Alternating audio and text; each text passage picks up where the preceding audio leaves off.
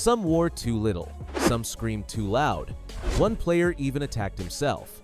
Welcome to Wimbledon's ugliest, weirdest, and most humiliating moments ever caught on camera. Number 7. Madison Keys' fiancé caught digging for gold on live television 2024.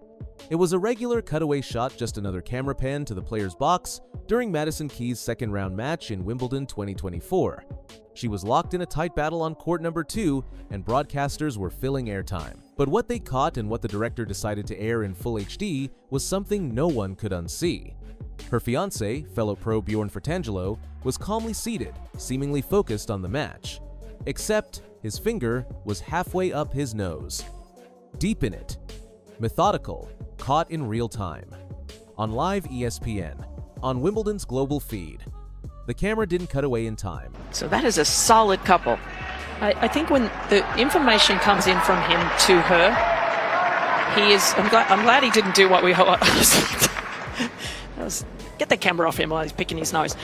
Within seconds, screenshots flooded Twitter. TikToks replayed it in slow motion. Hashtags like #Wimbledon Nosegate and #Pick and Roll trended by evening.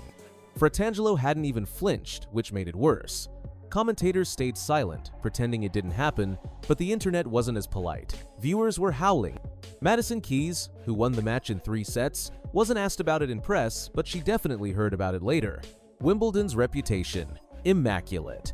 But even in its cleanest courts, sometimes the cameras catch something deeply human and deeply embarrassing. Number 6. Anne White's catsuit got her pulled off the court at Wimbledon, 1985. Wimbledon has one of the strictest dress codes in all of sport, all white, no exceptions. But in 1985, Anne White showed up for her first-round match in something no one in tennis or British high society was remotely ready for. She removed her warm-up jacket and revealed a skin-tight, full-body white lycra catsuit. Head to toe, she looked like a cross between a sci-fi action hero and a yoga instructor on center court. Her opponent, Pam Shriver, was visibly stunned. The crowd gasped. Officials were frozen. The match itself was tight. They were tied 6-6 the third set before play was suspended due to darkness. But it wasn't the tennis anyone was talking about. That night, Wimbledon organizers delivered a private message. She was not allowed to wear it again. White returned the next day in a traditional skirt and blouse and lost the match 7-5. But by then, the damage and the fame was done. Photos of the outfit were plastered on front pages from New York to Paris. British tabloids called it indecent. Shriver later called the outfit the most ridiculous thing I've ever seen on a court. Anne White claimed it was for function, not fashion. But Wimbledon wasn't buying it, and her name is now immortalized for what she wore, not how she played. Number 5. Hawkeye glitched at Wimbledon 2025 and Pavlyuchenkova snapped. Wimbledon, the tournament that prides itself on precision, fell apart in 2025 not because of a player, but because of a machine. During a 4th-round match on Court 1, Anastasia Pavlyuchenkova faced British wildcard Sone Kartal. Tension was high. Kartal had never gone this far at Wimbledon, and Pavlyuchenkova was the clear favorite. But late in the second set, a Hawkeye live line call sent the stadium and the internet into chaos. Kartal served. The ball looked clearly out. Replays showed it landed several inches beyond the service box, but Hawkeye ruled it in. No challenge system was in place. Wimbledon had fully transitioned to automated officiating in 2023, eliminating human line judges altogether. Pavlyuchenkova froze. She looked at the umpire, who shrugged. Then she marched to the baseline, pointed at the mark, and yelled, "This is a joke!" The crowd, largely British, began booing her, not the system. She went on to lose the match 6-4, 3-6, 7-5. In her press conference, she didn't hold back. If you can't get the lines right, don't pretend this is Wimbledon. The AELTC later issued a public apology, admitting a system calibration failure. But by then, it was too late. The story went viral, critics ripped the AI takeover, and the message was clear. Wimbledon trusted the tech and it humiliated itself. Number 4. Ampere naked streaker crashed Sharapova's Wimbledon match in 2006. Wimbledon has seen rain delays, royal drop-ins, and record-breaking rallies. But in 2006, center court witnessed something no one, not even the players, could prepare for: a full-on naked streaker in the middle of a women's quarterfinal. The match was between rising star Maria Sharapova and fellow Russian Elena Dementieva. It was a high-stakes showdown. Tension was building. Then, without warning, a man in nothing but socks leaped from the stands, sprinted across the grass, and slid onto the court. Security froze. The umpire stopped the match. Sharapova turned in disbelief, shielding her eyes. Dementieva laughed awkwardly. The crowd erupted, part horror, part comedy. By the time officials tackled him near the net, the moment had gone viral in real time. British tabloids the next day featured front-page headlines like "Balls out on Centre Court." The streaker was later identified as Mark Roberts, a known serial streaker who had previously invaded the Super Bowl, the Olympics, and the Grand National. Wimbledon had been on his bucket list, and now he'd done it, right in the middle of a broadcast aired in over 180 countries. Sharapova recovered her focus, won the match in straight sets, and reached the semifinals. But even she admitted afterward, "That was definitely the most exposed I've ever felt on court, and I wasn't even the one undressed." Number 3, Rublev smashed his racket into his own knee, repeatedly. Wimbledon 2024 had its fair share of drama, but no moment stunned the tennis world more than Andrei Rublev's self-inflicted breakdown in the second round. It wasn't just a tantrum, it was physical self-destruction live on global television. Rublev, ranked world number 6 at the time, was facing Argentina's Francisco Comesaña, a relative unknown playing in his first Wimbledon main draw.